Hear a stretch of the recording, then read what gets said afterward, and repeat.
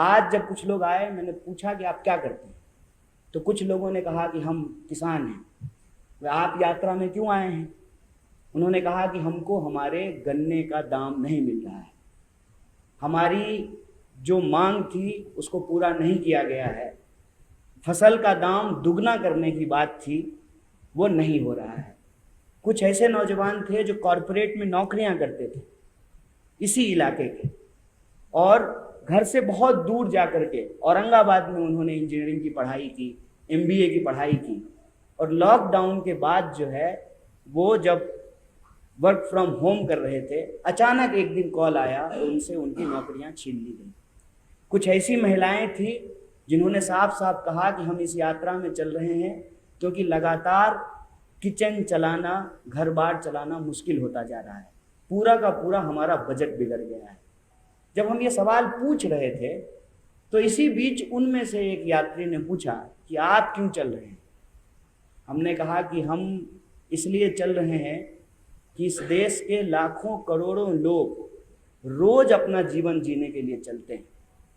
हम तप करके, और राहुल जी बार बार एक शब्द का इस्तेमाल कर रहे हैं, तपस्या का। तपस्या क्या होता है? जब कोई चीज तपता है, कहते हैं ना कि सोना तप कर ही खड़ा होता है, तो वो पक्का होता है, वो मजबूत होता है। और आप महाराष्ट्र के लोग हैं, आप जानते हैं कि आपके यहाँ एक से एक तपस्वी पैदा हुए।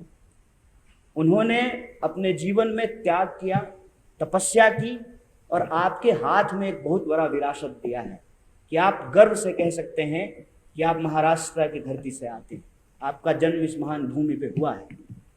उस मायने, उस मतलब को हम समझने के लिए चल रहे हैं कि जो दर्द हम महसूस करते हैं, उस दर्द में और कितने ऐसे नौजवान हैं जो शामिल हैं, जो शरीक हैं। और हम ये महसूस कर रहे हैं कि नौजवान चाहे बिहार का हो या नौजवान महाराष्ट्र का हो, जो सरकार की योजनाएं हैं उसके चलते उनका भविष्य अंधकार में जा रहा है।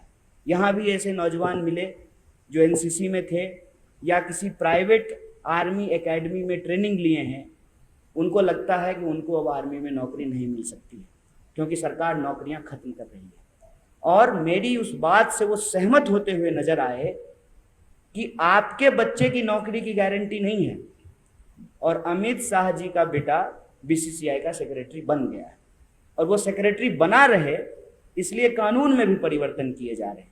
और मजेदार बात यह है कि प्रधानमंत्री चुनावी रैलियों में खड़ा होकर के परिवारवाद पे भाषण देते हैं।